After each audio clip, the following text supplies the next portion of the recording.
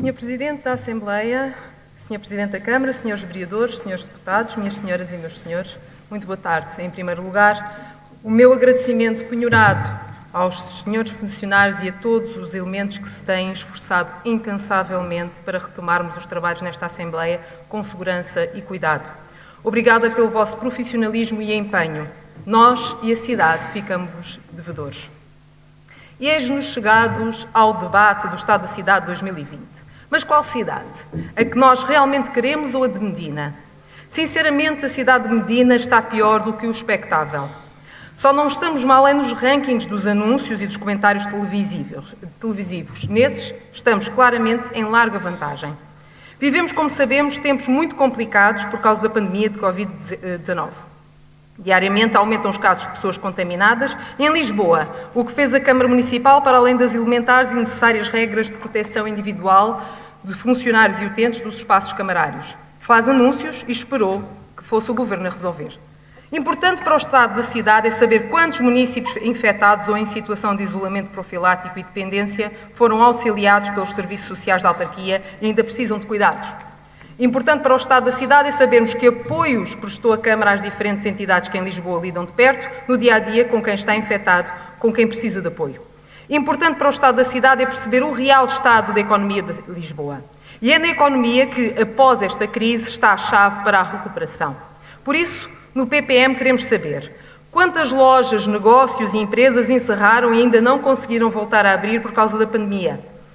Quantos postos de trabalho foram destruídos? Quantas empresas tiveram ou vão ter efetivamente acesso a apoios e verbas municipais?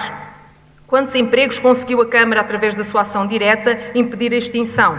E não nos venha falar da suspensão de pagamentos das rendas em espaços municipais, nem só de multiplicar esplanadas. Isso não é suficiente. Quantas foram as empresas que recorreram ao gabinete que o município criou para apoiar no acesso aos apoios do Governo? Sabe, Sr. Presidente, estou a perguntar por números, dados e informações, não queremos palestras para acalentar bovinos, queremos respostas concretas às questões. São pistas que podem ajudar a recuperar rapidamente a economia de Lisboa. Os comerciantes e as empresas de Lisboa precisam de ver na Câmara Municipal uma parceira, precisam de apoio agora e no futuro e, acima de tudo, precisam de continuar a trabalhar. Não precisam de anúncios gerais de que foram aprovados 3,5 milhões de apoios e, na prática, esse é apenas o valor previsto de perda de receita da Câmara com as isenções dadas. Mais do que nunca, os lisboetas precisam de uma Câmara forte, com quem possam contar e em quem se possam apoiar. Os comerciantes, a restauração, as empresas, aqueles que mexem economicamente com a cidade, sentem-se perdidos, abandonados, desesperados. Olhamos para o estado da cidade em 2020 e não podemos deixar de perceber que falta visão estratégica, planeamento, enfim, uma visão de futuro. Por isso mesmo, Sr. Presidente, pergunto-lhe agora, enquanto Presidente da Associação Turismo de Lisboa, se já desenvolveu esforços para a realização de algum plano de recuperação das atividades ligadas ao turismo? Há algum plano de recuperação da cidade?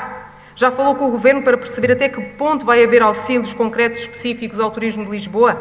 E por falar em Governo e em conversas que trazem visitantes e visibilidade à nossa cidade, vamos ou não ter a continuação da Web Summit na Expo? Sempre vai pagar uma indemnização à organização?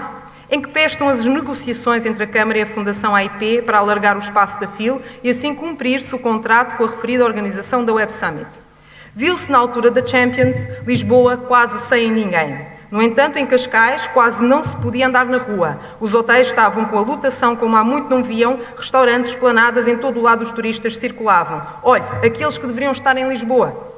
O que fez para ser atrativo para o turismo que tanto a cidade precisa? Nada. Lisboa, que antes fervilhava, está deserta. Isso mostra também muito bem a falta de efetividade nas suas políticas de habitação. A prioridade foi dada aos arrendamentos e aos hotéis no centro da cidade e agora, como aliás já tínhamos previsto, esse centro está sem população. Sem residentes e com as empresas em grande parte em teletrabalho, a vida da Baixa e outras zonas da cidade está desoladora. Quais são as políticas para reanimar a cidade e reenchê-la de vida? A nível cultural, a Câmara rejubilou com a requisição da Biblioteca Alberto Manguel e que, tendo a sua importância, foi uma novidade estranha. Uma biblioteca, sem dúvida, acreditamos que muito importante, mas cujo acervo nem está totalmente catalogado, foi recusada por vários países, incluindo o país de origem do próprio colecionador e escritor, sem sabermos os custos de toda esta operação. No entanto, um museu extraordinário, importantíssimo, valioso, que ainda está em Lisboa, com um acervo inigualável como é o Museu da Música, e o Sr. Presidente deixou ir para Mafra sem qualquer problema de consciência, sem se importar com isso, sem fazer absolutamente nada para o impedir e sem cumprir com a moção que foi aprovada nesta Casa por unanimidade para que este museu permanecesse em Lisboa. Quais são os seus critérios para a gestão cultural da cidade? Provavelmente tão bons como os seus critérios de organização rodoviária. Sim, acertou, isso mesmo. Vou falar das ciclovias. Como já referimos em discursos anteriores, o PPM defende a utilização das bicicletas como meio alternativo de transporte, assim como defendemos a existência de ciclovias, mas devidamente planeadas, articuladas com a envolvente e com todas as alternativas de transportes públicos e parques de estacionamento da contenção devidamente implementadas. Mas isso não se verifica. Pelo contrário, sentimos que é crescente o descontentamento por parte das pessoas que circulam na cidade e, sobre este descontentamento, a Câmara pouco faz, simplesmente ignora. São publicadas notícias quase diariamente sobre o caos e a anarquia gerados pelas ciclovias na cidade. Engarrafamentos no trânsito são constantes e ficam presos veículos fundamentais como ambulâncias, táxis, autocarros, sem contar com os acidentes entre ciclistas com peões e ciclistas com veículos. Grande parte destas ciclovias são pop-up, ou seja, instantâneas, de custo reduzido e de rápida implementação, através da eliminação de uma ou duas faixas de rodagem automóvel existentes e substituindo-as através de linhas brancas pintadas no alcatrão e pilaretes de separação.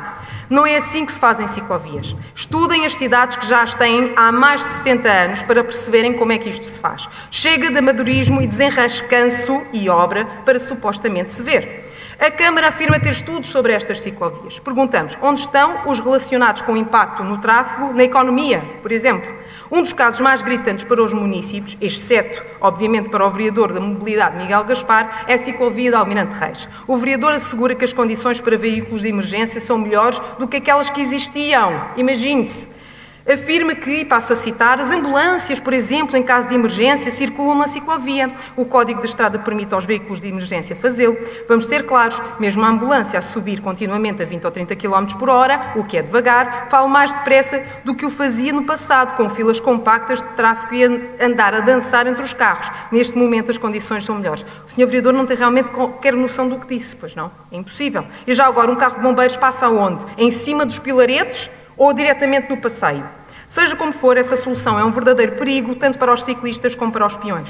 Este é o verdadeiro exemplo de como os moradores e comerciantes foram ignorados. Já a ciclovia da Avenida de 24 de Julho é utilizada principalmente por motas e não pelas bicicletas. Outro infeliz exemplo é o da floresta de pilaretes de ferro em toda a extensão da ciclovia na Avenida Defensores de Chaves. Esta solução só veio atravancar o trânsito nesta artéria, como os automóveis a terem apenas uma faixa de rodagem para circularem e para se distraírem, batem, quando menos se esperam, nos pilaretes de ferro, com os consequentes danos nas viaturas, o mesmo sucedendo em todas as entradas do sentido ascendente, em que o posicionamento dos pilares não é o mais adequado, provocando ainda acrescidas dificuldades a veículos pesados.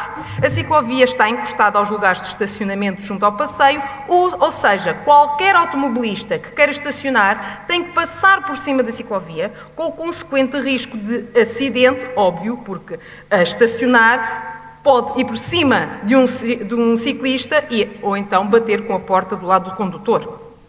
Há inclusive relatos de ciclistas que consideram esta ciclovia não segura, preferindo por isso usar a da Avenida da República, ou seja, sendo os próprios beneficiários diretos a dizer não obrigado, e a Câmara o que é que diz? Nada.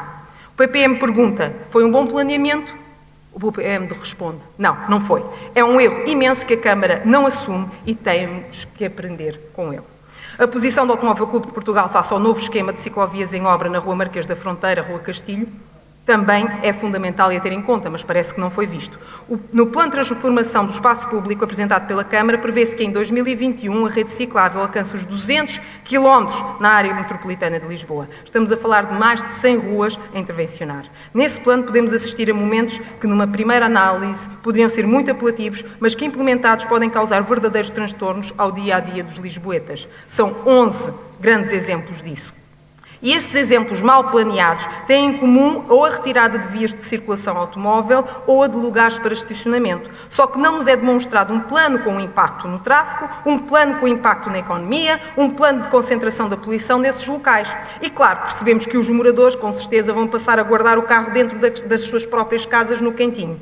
Essa pressa desenfreada da Câmara só prejudica a cidade. Aliás, a Rua Ferreira Borges, a Infante Santo, a São Pedro de Alcântara são alguns exemplos de ruas completamente degradadas com o tempo e que a Câmara nada faz e, nestes casos, uma ciclovia não é solução.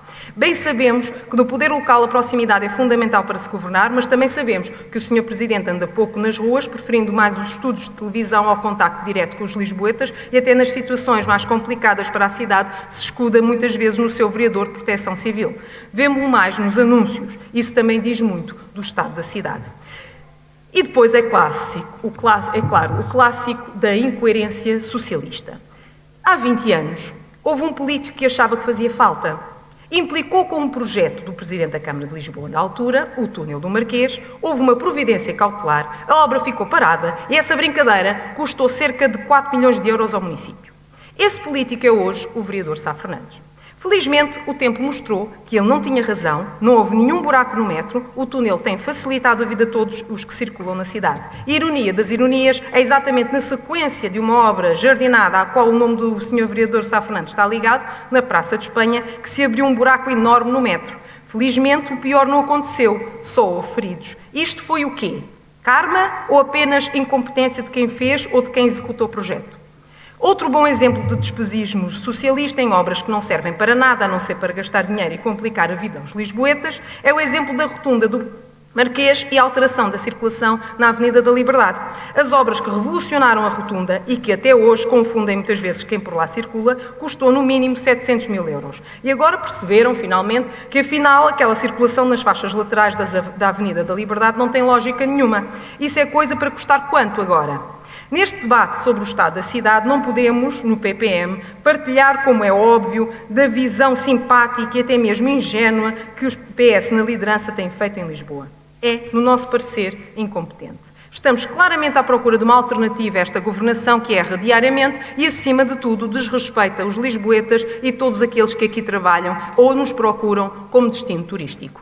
E essa alternativa ao governo socialista da cidade está para chegar em breve. Aguardem-nos. Obrigado, Sr.